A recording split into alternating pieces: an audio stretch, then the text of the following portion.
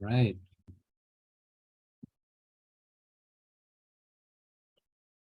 Looks like folks are trickling in. Excellent.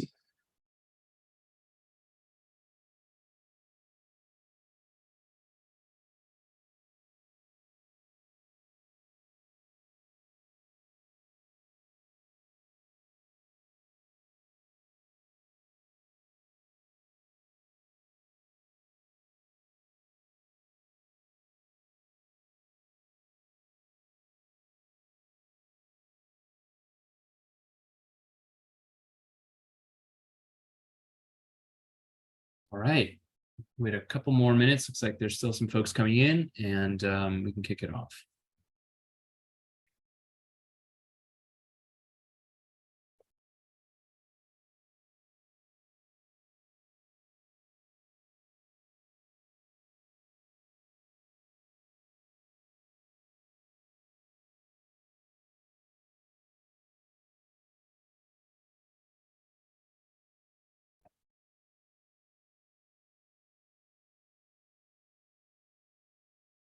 All right. Great. Well, thanks all for coming to the webinar on expanding electric vehicle access in Colorado. This is going to be something of a community conversation, and obviously the primary subject is going to be transportation electrification plans in general in Colorado. As I'm sure some of the audience knows, there are two transportation electrification plans that are coming up. And so, yeah, we're just here to spread some information about that. You'll have an opportunity for some Q&A that you can access through the Q&A function on the webinar. And there will also be space for chat. And I will pass it off to Juan Madrid for today's webinar. Thanks, y'all. Great, thank you. Welcome, everybody. Bienvenido a todos. I want to acknowledge that Colorado is the ancestral homelands of the Cheyenne, the Ute, and many other indigenous tribes that have called Colorado their home prior to Colorado being claimed as statehood. So I want to get that land acknowledgement in there. I'm Juan Roberto Madrid with Green Latinos. I'm the Clean Transportation and Energy Policy Advocate. And we advocate on programs that involve clean energy and clean transportation. Tonight, we're here to have a community conversation about transportation electrification plans that are large utilities are required by law to put forward. We can go to the next slide. Okay, so we're going to start off with an overview, and we're going to talk about why transportation electrification and what that entails. We're going to talk about regulating the plan that Xcel Energy or Black Hills Energy are two large utility providers, the plan that they will put forward. And we'll cover some transportation electrification plan 101 topics. Then we'll have a group discussion and see if we can't have some robust discussion on what these pieces are and what they mean to Colorado subscribers to both utilities. We can go to the next slide. And so with why transportation electrification? And so when we talk about transportation electrification, we're talking about the electrification of our transportation items. And so if you've been paying attention to the news, in April, Colorado, I'm actually joining the webinar from DC, but I live in Denver, Colorado. And I think that note that I'm seeing might be for participants. When you introduce yourselves in the chat, you can put where you're watching the webinar from. We have some that are going to be on Zoom and some, I believe, that were on Facebook as well. So why transportation and electrification? Um, Transportation electrification, by converting to that, we are addressing climate change, our greenhouse gas goals for the state, and trying to mitigate those to improve air quality, water quality, and other portions in our environment. We can go to so I have the next slide up here. So is climate change making Colorado's weather worse, right? If you pick up the newspaper, you see that headlines for dangerous thunderstorms, you see ozone alerts, you see Denver weather temps reach 100 degrees in parts of the southeast. We had more rain in Denver than Seattle this spring. But then last year we had complete drought almost throughout the state. These are the conditions that are being influenced by climate change. And that climate change, we believe, is coming from the increased burning of fossil fuels. And so by addressing that through alternative sources of energy, wind or solar, we can then adjust that. So we'll go to the next slide now.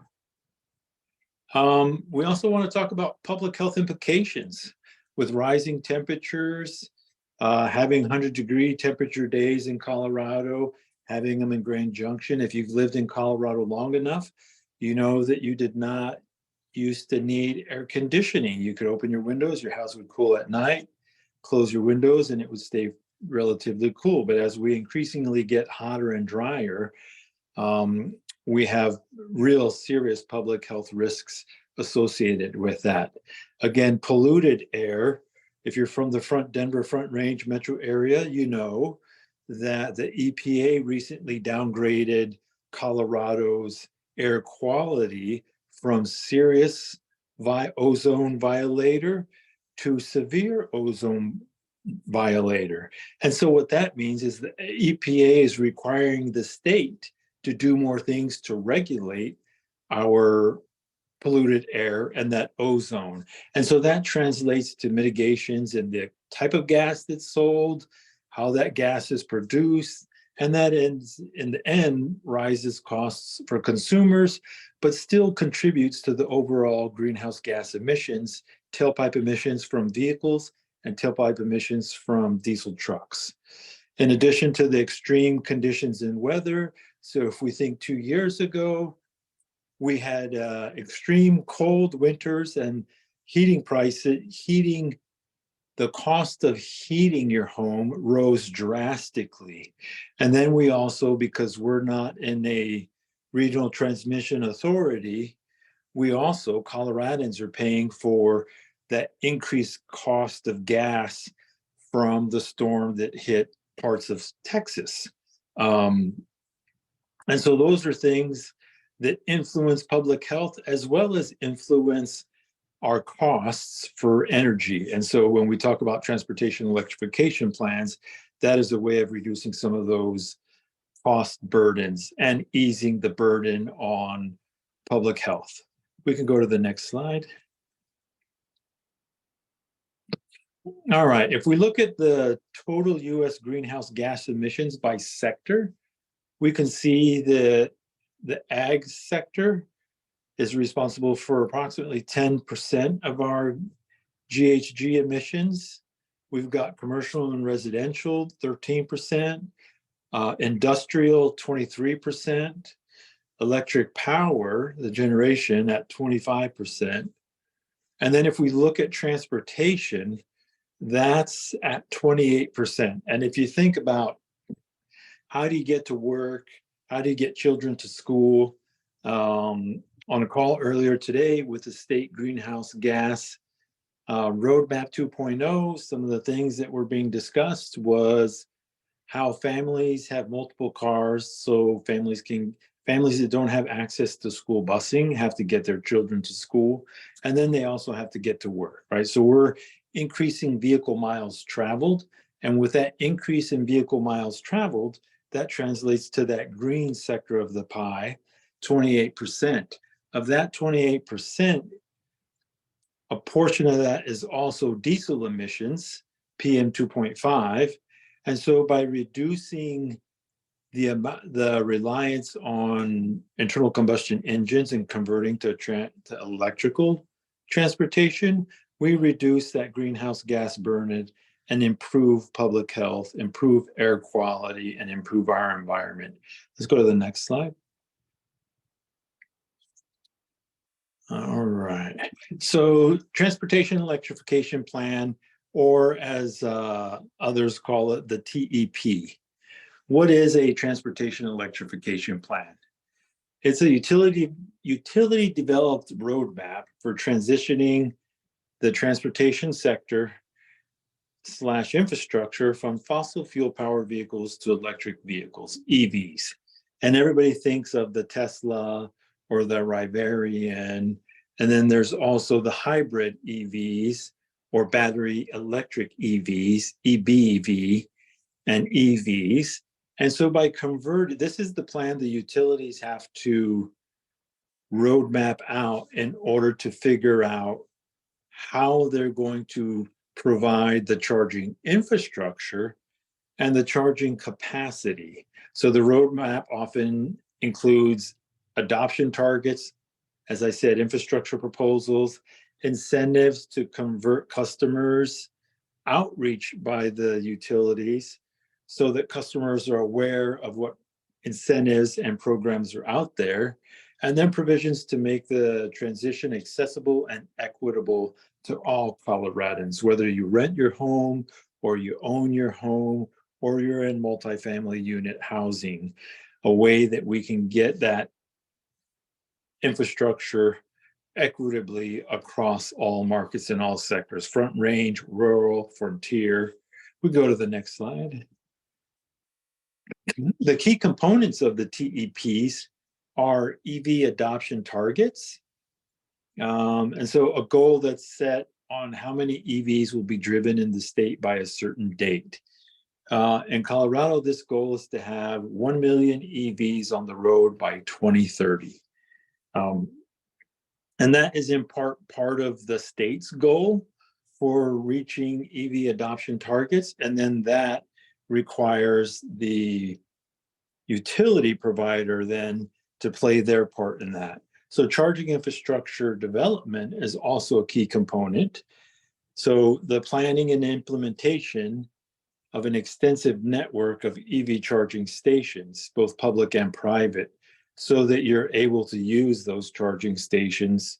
Many of these may include fast charging stations along highways, workplace stations, and residential stations. So if you think about if you live in Conifer and you work in downtown Denver, that's a fair commute. So you're going to need the ability to charge at home.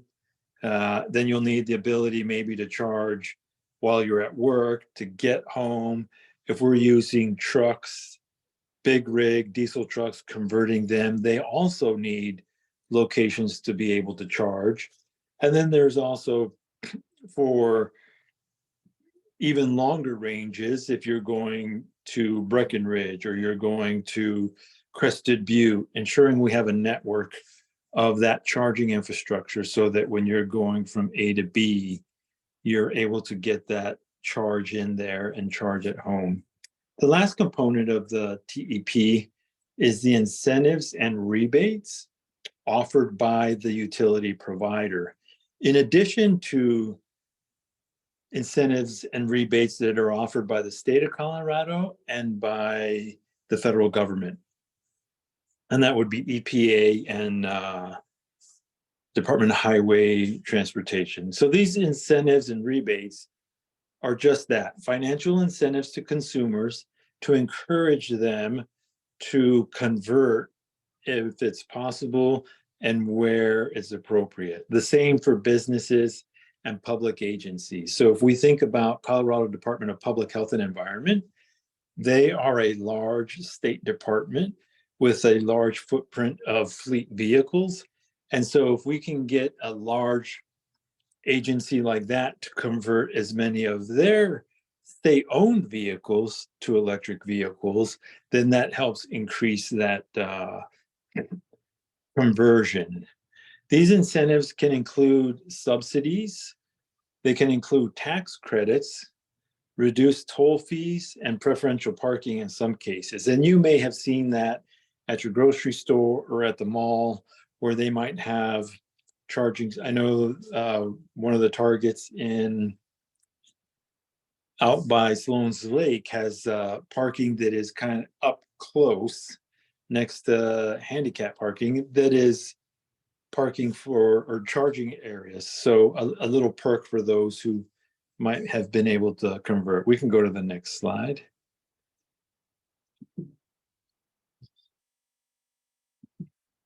All right. Key components of the TEPs continued. There's that education and outreach component, and that's what we're doing here and having this community conversation, is making community aware of what is out there, aware of the fact that our largest utilities, Black Hills and Xcel, Public Service Company of Colorado, are required by statute to provide these TEP plans, typically for 3 to 4 years, or that 3 to 5 year mark. And so helping to bring that education and awareness to inform the public about EVs, their benefits, charging availability, and the importance of transportation electrification for those health reasons, for those ozone alert days, and for our environment. There's fleet electrification, which I touched on briefly with the other slides, using the example of the state of Colorado as a large fleet entity, and getting them to convert their vehicles over helps us achieve those goals. And it's also getting other fleets to be aware of the capability, the incentives that are affordable and out there. And in the bullet, it says this can look like financial incentives, technical support for those small businesses, minority-owned businesses that might not have the staff to dig into all of the resources that are available, and then transitioning fleets with planning assistance. And some of these fleets could even be our school districts as well, as they convert to electric school buses. The plans need to be inclusive and affordable plans, implementing financial programs, incentives specifically designed for low and moderate income people and households in order to make EVs affordable and accessible. And so in the previous TEP that Xcel put out, for example, there are incentives for those living in disproportionately impacted communities and those customers that are also low and moderate income households. In addition to that, there are incentives for the secondary EV market. So many can't afford the new EV, but maybe they can afford, as the supply grows, one person gets an EV, has it a couple of years, maybe it's a lease, they turn it in, and now that secondary market is increasing market share so that more of our low and middle income and disproportionately impacted community members can also benefit from those incentives. We'll go to the next slide. Regulating the plan. And who's going to regulate that? Our Public Utilities Commission is the regulator for the transportation and electrification plans. And so if you think back a couple of months ago, Xcel Energy was in the news for high heating and cooling costs, especially as we went through this very wet and heavy snowpack winter. That was in the news, it seemed like almost every day or every other day. And our Public Utilities Commission is the ones who regulate these proceedings at the state level. They are appointed by the governor, and there are 3 commissioners, and you can see Chairman Blank there, Commissioner Gilman, and then Commissioner Plant. They will regulate the plans that the electric utilities will put forward and propose. And so there'll be that back and forth. Here's my proposal. They'll take a look at it and say, well, maybe we like this, we don't like this. Let's go back to the drawing board on these 2 items. And so there will be that exchange, And then the plan gets its public education and awareness, some of what we're doing here this evening, and then they submit that to the PUC commissioners for a final rulemaking and hearing. And then that allows the plan then to be carried forward and set into motion for the years coming. So the current TEP, this period, is going to cover 2024 through 2026. Okay, we can go ahead and go to the next slide. And then we're going to talk about the Environmental Justice Coalition, which Green Latinos is a member of. And so Green Latinos Cultivando, which is a nonprofit organization out of Commerce City, Grid Alternatives, NAACP Denver, Vote Solar, Women from the Mountain, Black Parents United Foundation, and Mi Familia Vota are all intervening on these TEPs as an intervener so that they have party status and are able to argue in favor of certain provisions of the proposed plans and to ask for more, for example, more incentives or more education, more outreach, language justice. So we're getting this information out to monolingual speakers, whether they're speaking Spanish, whether they're speaking Vietnamese, Amharic, or Somali. We have diverse communities throughout the Front Range Metro. So our Environmental Justice Coalition is participating as a group representing their members of their community as we advocate for the best TEP plan for our communities. On the Black Hills Energy TEP, we are Green Latinos intervening along with Mothers Out Front, which are based out of Pueblo, Colorado, and Vote Solar, and again, Women from the Mountain. And if you think geographically where you live, whether you're an Xcel Energy customer or a Black Hills customer, if you're in Pueblo or other portions of the state. So there are two separate plans being submitted by the utilities, and the Environmental Justice Coalition is intervening in one way or another with either and or both. We can go to the next slide. So myths and facts. One of the myths we often hear, EVs don't have enough range to handle daily travel demands. And so we often hear that, 150-mile radius, 250-mile radius, 350-mile radius. And if you think of the amount of driving you do in a day, if you're in the Metro Front Range, how that translates to how an EV has that capability. And so the dispelling fact, most EVs go above 200 miles per charge, which is sufficient for typical daily use. The average driver is typically not driving more than 200 miles per day, unless you're driving across the state, right? If you're driving to Durango, if you're driving to Grand Junction, certainly you're exceeding that 200 miles, but is that your daily commute? So dispel the myth that there is range anxiety, but most of our EVs that are out now go above that 200 miles per charge. The next myth is that there's nowhere to charge EVs.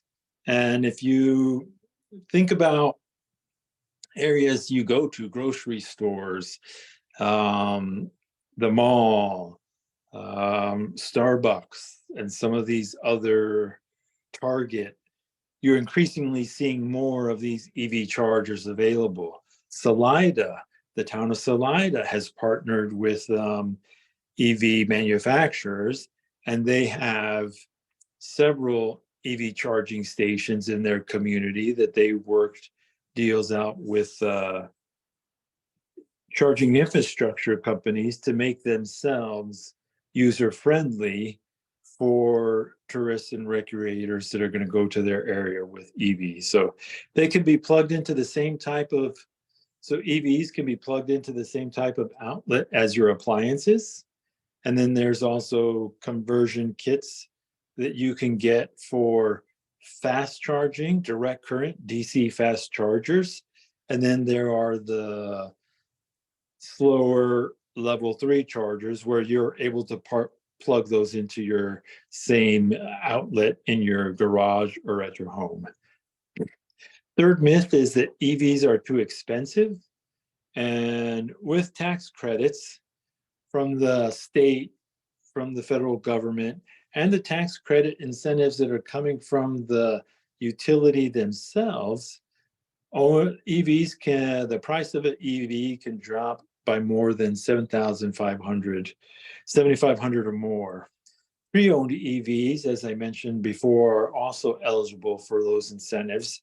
And I know in the previous plan for Excel, they had increased some of those incentives for that secondary EV market.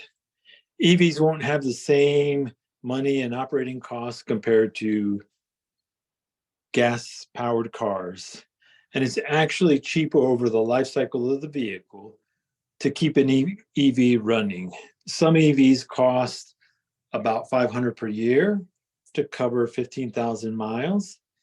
That's 5,000 less than the average internal combustion engine. So if you think about your oil changes, the vehicle engine maintenance, you're thinking about your transmission oils and fluids and those life cycle costs. Your EV often is cheaper to run and saving you on those life cycle maintenance costs. Okay, we can go to the next slide here. And this is our discussion section where I invite you all to, if you haven't already, put questions in the chat. You can also, I believe we have the ability for you to come off mute and be able to ask your question. So we have some guiding questions.